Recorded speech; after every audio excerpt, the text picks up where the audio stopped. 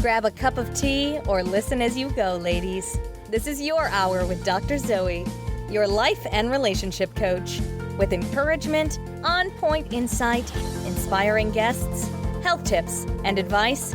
Dr. Zoe helps busy women keep their mind in the game by redefining your superwoman. You're listening to The Dr. Zoe Show.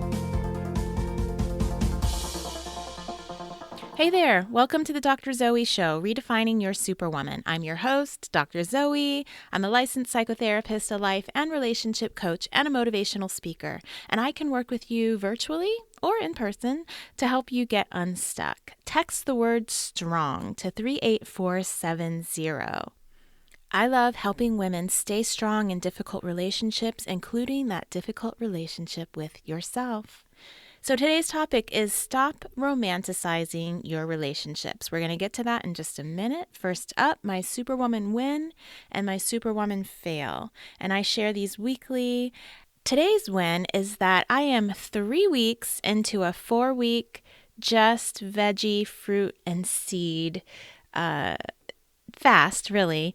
And it's going really well. I really thought I would struggle a lot with not having meat or grains. And although this is not a lifestyle deal, because I don't think it's healthy to not include some of those things in your diet, I'm 3 weeks into it and I'm feeling amazing. I just finished a workout. And so that's my win. I had a few pounds to lose and that's happening too. So that's always nice. My fail is I am still, and I'm sure if you guys have been listening for a long time, you've heard, I struggle with getting enough sleep. My mind is just like, I want to do too many things. I don't want to actually put my head down and waste that time, which I know some people may feel like that's ridiculous, but I struggle with sleep feeling like a waste of time. So I know I need it though, because I know I need it for rejuvenation. I do feel better when I get my 7 hours or 8 hours is amazing, but me and my Apple Watch have a love-hate relationship because it tracks all my stuff and continuously tells me that I am not doing what I should do with my sleep. So that's my fail. I'm going to be working on that again. Always have to jump back on the sleep wagon. And I've noticed that the longer I share my wins and my fails, the less fails I find. Now, I don't know if that's a coincidence. I'm not sure what's up with that, but I definitely believe in the concept of honoring both your wins and your fails. And I've definitely seen some positive results in my life as I have consistently honored my wins and my fails weekly with you women. So try it. On to the topic, stop romanticizing your relationship. So you've probably heard me say it time and again. I love Maya Angelou's quote, when people show you who they are, believe them. Oprah quoted it a lot, but it was actually a Maya Angelou quote. And it's so good because it is so true. A lot of the issues we have in relationships is that people will tell us who they are, but we don't want to believe it. We want them to be the thing we want them to be, this romanticized version. So really a lot of those problems we have in our relationships, it's due to interacting with the fantasy instead of interacting with the person. And when we interact with this romanticized version of our partner, we're really disappointed when they don't act out their part. Half the time they don't even know their part because it's all made up in our head. And this tendency for women to romanticize their relationship starts way, way early in our development. And I don't think we just do it in romantic relationships either. We do it in friendships. We do it in all areas of our lives. And I think that's why women also tend towards relational drama a little more than men sometimes. There's that saying that men marry a woman expecting her not to change, and she does. And women marry a man expecting him to change, and he doesn't. Because men actually tend to see people a little more for who they are in the moment, a little more than women do. And when you see people for who they are, you're not disappointed when they show up as they are, and so you have less drama in your relationships. But we women are socialized from birth and through Disney, which is a big part of our culture, that we're going to be happily ever after. And that the people in our lives are going to be wonderful and everything we want them to be once we get over this little drama. And that's simply not true. The reality is that people in our lives will be exactly who they are. So how do you know if you're romanticizing your relationship? So I'll give you a couple of signs if you're romanticizing your relationship. Number 1, you're always focusing on his potential. You see him for what he could be, not who and what he is. Now, it would be amazing if he lives up to his potential, but not everybody wants to, and not everybody does. But everyone wants to be loved for who they are right now, flaws and all. And when you're so focused on who you want him to be, then you aren't loving who he is. You're loving a fantasy. Number 2, your values have changed since you've been in the relationship. This is you lying to yourself.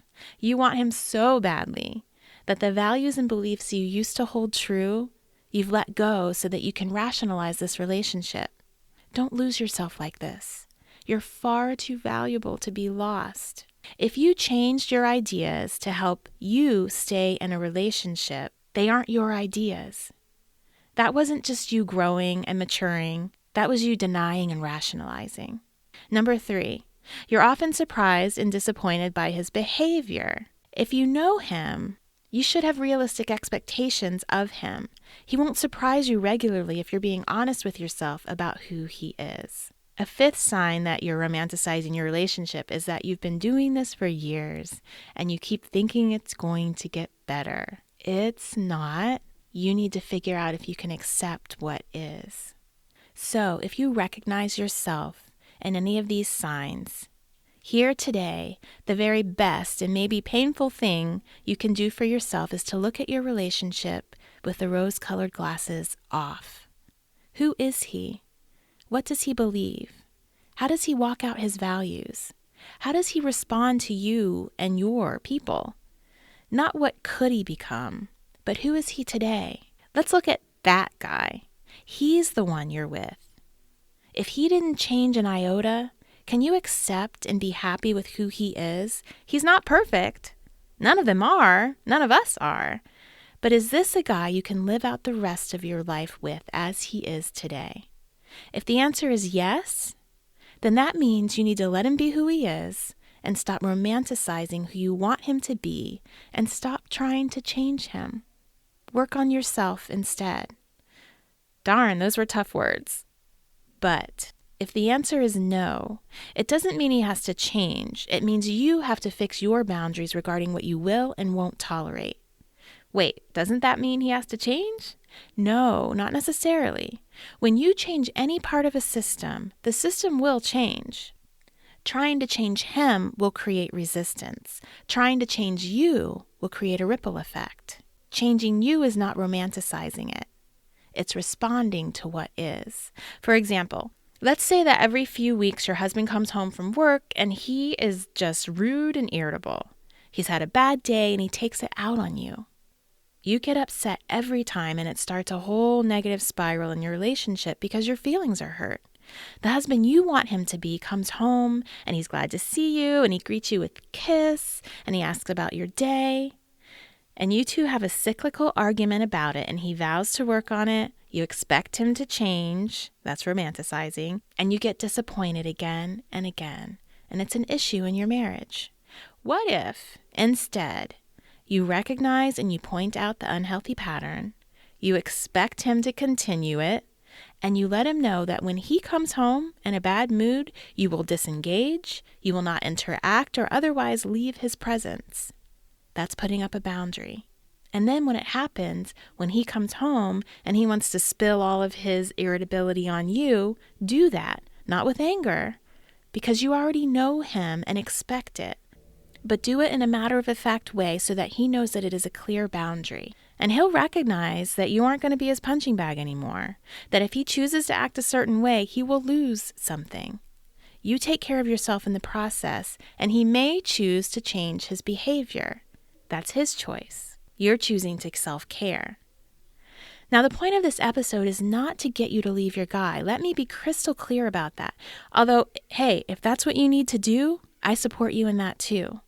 The point of this episode is to help you stop the pain that you're inflicting on yourself day after day by romanticizing him or the relationship. You can still see him for who he is and have a great relationship with him. This relationship will include more acceptance, less disappointment, less anger, less sadness. Or you can admit that this isn't a relationship that you're willing to accept and you can figure out how to erect healthier boundaries, or exit. When you stop romanticizing, you start taking responsibility of you and your own happiness, and as a result, your life's a little better. Reach out if you have any questions. I would love to answer them on this podcast or personally. Thank you for listening to the Dr. Zoe Show. New shows go up on Tuesdays. Subscribe so you don't miss an episode, and text the word STRONG to 38470 to connect with me. I look forward to connecting with you amazing women on social media throughout the week. Have a super week. You've been listening to the Dr. Zoe Show, redefining your superwoman, with your host, Dr. Zoe Shaw. Don't forget to sign up for her monthly newsletters to get encouragement, tips, and skills for keeping your mind in the superwoman game. Connect with her now at www.drzoeshaw.com. Tell your friends and subscribe to her podcast on iTunes.